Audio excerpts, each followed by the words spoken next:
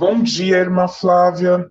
Espero que a graça e a paz de nosso Senhor Jesus Cristo, o único que foi perfeito, sem pecados, o Cordeiro perfeito, sem pecados, o verdadeiro sacrifício que foi pago por nós, por todos nós, na cruz do Calvário, ele me abençoe e abençoe você, continue te abençoando.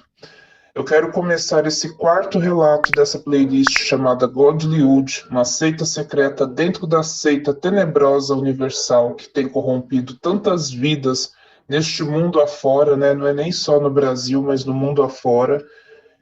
Eu queria começar te agradecendo. Chegando aqui neste quarto relato, eu vejo que eu vomitei muita coisa que eu vivi, não foi que ninguém me contou, não.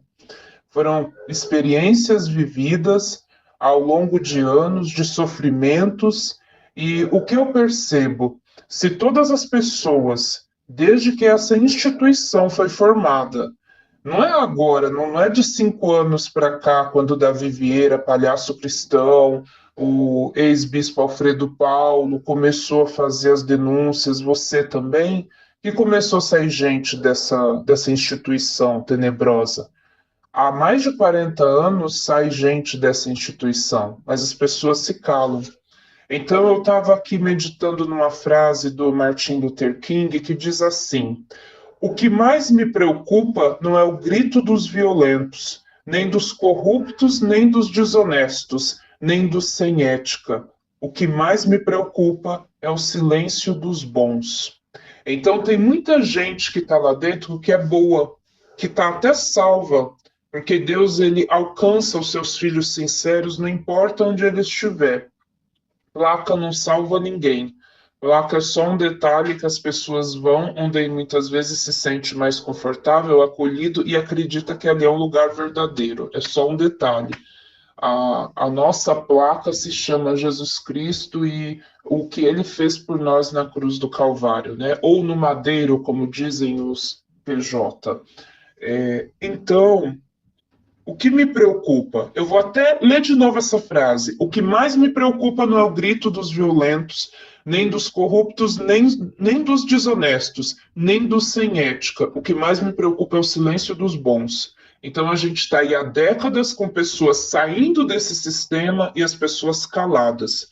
Eu não estou aqui me identificando, você não vai me identificar. Esse é um relato anônimo. Não sinto vergonha por isso, porque eu não sou obrigada a me expor. Quem tem que botar a cara a tapa são eles que estão devendo para a sociedade. Eu não saí devendo nada para eles, nada para a Crisoca, nada para ninguém.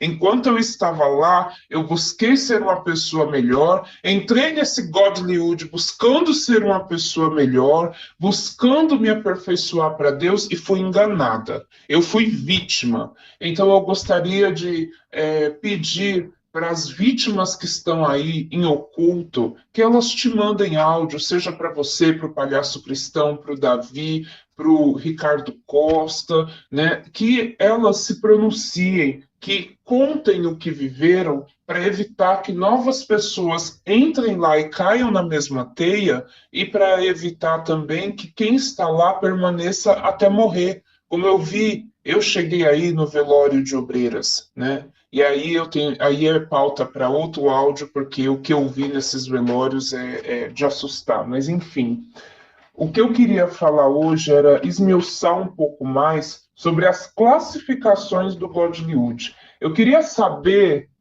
que tipo de espírito que baixa na Crisoca, né? O que faz ela psicografar, digamos assim, essas ideias mirabolantes que eles criam, né?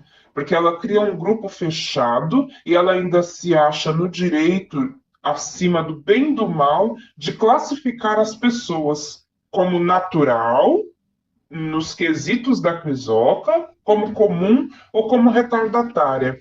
Eu estava pesquisando aqui sobre um significado assim bem simples assim de retardatário, sabe? Eu estava vendo aqui retardatário, o que é e qual o significado. O termo retardatário é utilizado para descrever uma pessoa que está atrasada.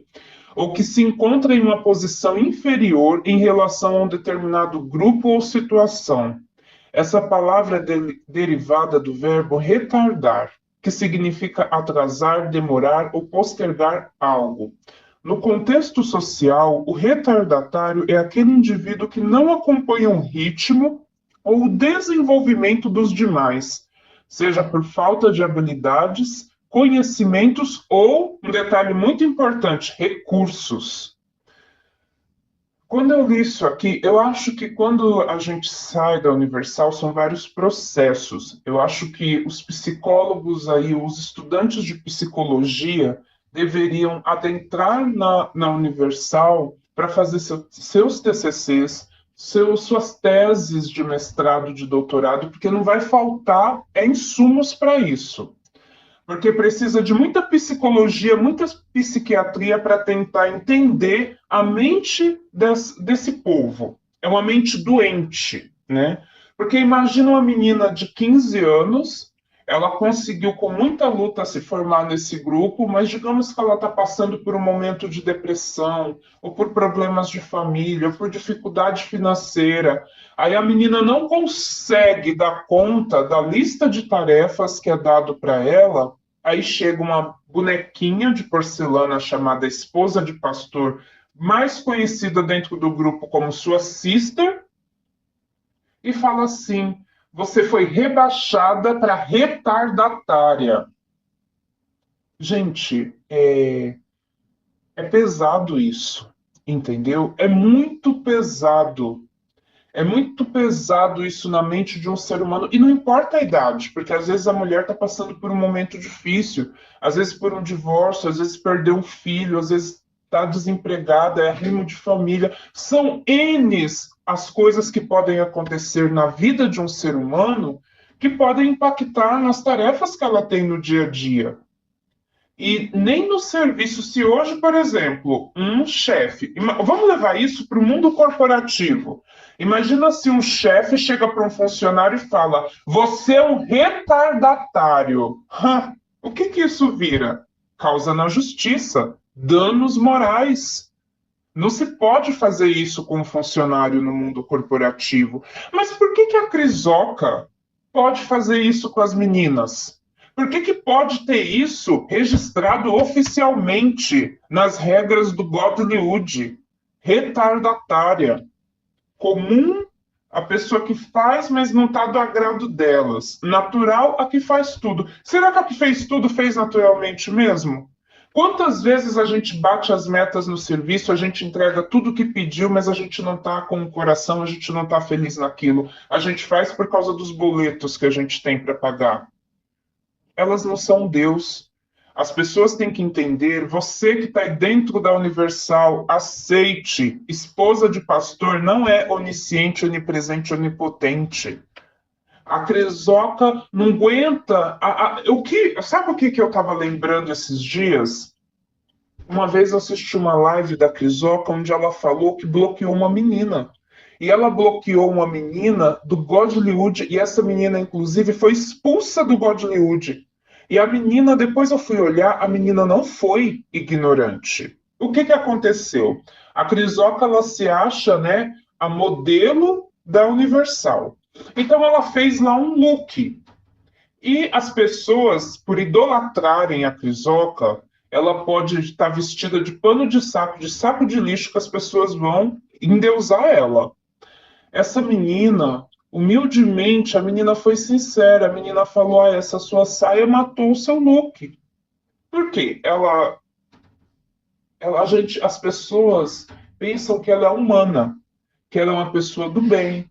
Então, o que ela poderia ter feito com essa menina? Ter falado: você pode ter achado isso, mas eu gostei, né? Eu achei legal o meu look. Não, ela bloqueou a menina, mandou expulsar a menina do grupo, ficou toda nervosinha, toda magoadinha.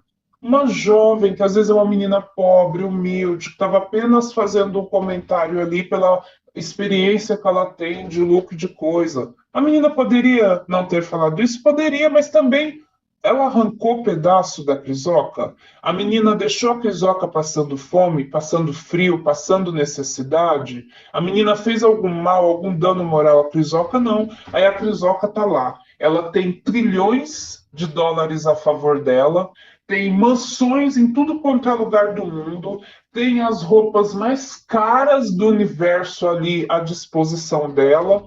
É só olhar o Instagram dela, olha a escrivaninha onde ela faz as lives.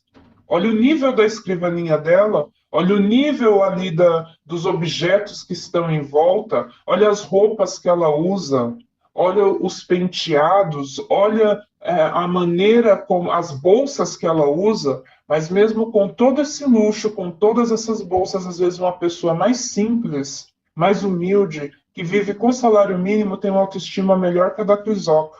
Aonde eu quero chegar? Como é que uma pessoa com um nível de baixa autoestima, como a Crisoca, se acha no direito de dar autoridade para as esposas dos pastores da Universal, chamadas de sister, de chegar para as meninas e falar: a partir de agora você é uma retardatária, você tomou um strike. Como eu falei das outras vezes, é importante que você ouça todos os áudios para você entender, porque senão o que eu estou falando aqui, você vai se perder. O Godlywood é um grupo fechado que foi criado lá em meados de 2009, 2010, não sei a data certa, onde o objetivo da Crisoca era tirar do meio das mulheres da Universal as ideologias de Hollywood, do mundo, levar as mulheres a serem mulheres mais espirituais. Aí ela criou a lista do não e criou um rush, onde você primeiro, para você entrar nesse grupo, você tinha que aceitar todas as regras da lista do não. Uma lista ridícula, ridícula. Eu acredito que a irmã Flávia vai dispor para todos vocês essa lista oficial, porque já está na mão dela. E você aceitando essa lista do não, você passava por entrevistas, preenchia fichas, respondendo sobre tudo da sua vida, tudo em detalhes. Da sua condição financeira até a sua condição fisiológica, você tinha que expor. Você tinha que expor tudo, você passava por entrevistas, aí entrava no rush, que era 6 meses. Nesses 6 meses tinha as mensalidades, 20, 40, 60, 80, 100, 200 reais. Tinha que ir nas catedrais para participar das reuniões. Às vezes tinha reuniões esporádicas. Fiz um áudio falando dessas reuniões esporádicas e por que teve reuniões esporádicas, né? E a gente até brinca, chama às vezes de reuniões clandestinas, que surge ali no meio. Quando você se formava, tinha que gastar com roupa de gala, né? Igual em formatura, quem vai ser madrinha de casamento, tinha um custo altíssimo com isso. E depois de formada, as tarefas não acabavam. Todo mês você recebia tarefas, todo mês você tinha que ser atendida por sua sister, dependendo do que acontecesse, era toda semana. Aí você tinha que ter o WhatsApp da sua sister, ela tinha que ficar sabendo ali da sua vida, te monitorando. O seu Facebook era monitorado, as suas redes sociais eram todas monitoradas. Dentro da igreja, você era monitorado o tempo todo, era determinada a maneira como você tinha ou não que se vestir, o que podia ou não se vestir, dependendo. A mãezinha da Crisoca também metia bastante bedelho nessa parte das roupas do que podia e não podia fazer. Como ela é uma senhora já de idade, então eu prefiro nem entrar muito nela por respeito aos cabelos brancos dela, deixa ela nas mãos de Deus, que a justiça de Deus vai chegar também para todos que fizeram mal para as pessoas. Então, esse era o Godlywood. Dentro do Godlywood tinha as classificações de idade, desde crianças, adolescentes, jovens, mulheres adultas, até senhoras casadas e senhoras mais de idade mesmo, né? E tinha mensalidade depois de formada de R$ 20 todo mês. Aí multiplica aí, 100 mil meninas por R$ 20 todo mês. Quanto que isso não dá nas contas da Crisoca? Né? Para ela, expulsar do grupo uma menina que comentou que não gostou da saia que ela usou no look. Que feriu o ego dela, a autoestima dela, a alma dela ficou ferida com isso. Então é bem complicado, né? Eu acho que, mais uma vez eu falo, Ministério Público, cadê vocês? Polícia Federal, Conselho Tutelar, os órgãos de defesa das mulheres, Lei Maria da Penha, onde estão vocês que não olham por essas mulheres, que não olham por esse povo que padece dia a dia, como um sapo que é colocado na água fria? Aí eu lembrei de uma história que os próprios ditos pastores da Universal contavam, que se você pegar um sapo, colocar ali uma panela bem grande no fogão com água, liga o fogo. A água está fria, o fogo já está ligado, mas a água ainda está fria. Você pega o sapo e joga dentro dessa panela. Ele não vai pular de imediato. Ele vai ficar ali, a água vai esquentando, morninha, vai indo. Quando vê a água está fervendo, o sapo está morrendo. Mas como você colocou, a água estava fresquinha, depois ficou morninha, quentinha, estava aconchegante, então ele nem viu que ele estava ali morrendo. É a mesma coisa que acontece nessa instituição. Então eu queria deixar esse relato aqui, porque é muito cruel o que é feito ali dentro. Outra coisa que eu queria falar é sobre um conceito que eu acho que resume o Godlywood, o sequestro da subjetividade. Isso eu pesquisei na internet.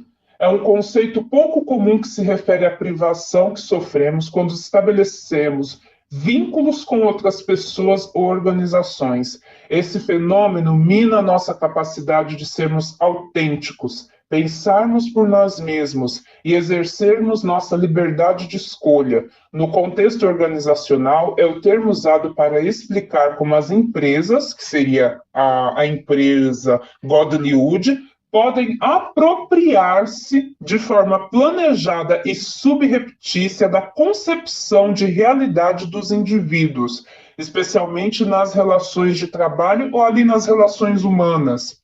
É uma reflexão importante sobre como nossa subjetividade pode ser influenciada e até mesmo sequestrada por fatores externos. Ou seja, a Universal já faz sequestro da subjetividade e o Godlywood lacra o sequestro da subjetividade, né? Então, outro detalhe, que é a contenda entre irmãos. Tem um versículo, né, que eu sempre medito nele, que está em Provérbios 6, que diz assim, do 16 ao 19. Estas 6 provérbios, vocês vão entender. Eu vou falar esse provérbio, aí eu vou finalizar esse áudio para não ficar muito longo. Provérbios 6, 16 ao 19. Leiam na Bíblia de vocês, qualquer Bíblia. Só não sei se na que o grandão lá colocou as coisas dele, o que ele pensa, se ele tirou isso. Mas em qualquer outra Bíblia você acha. Estas 6 coisas o Senhor odeia, e a 7ª sua alma abomina: olhos altivos, língua mentirosa, mãos que derramam sangue inocente, o coração que maquina pensamentos perversos, pés que se apressam a correr para o mal, a testemunha falsa que profere mentiras, e presta atenção nessa, e o que semeia contenda entre irmãos. E o que semeia contenda entre irmãos. Por que eu falei esse versículo aqui?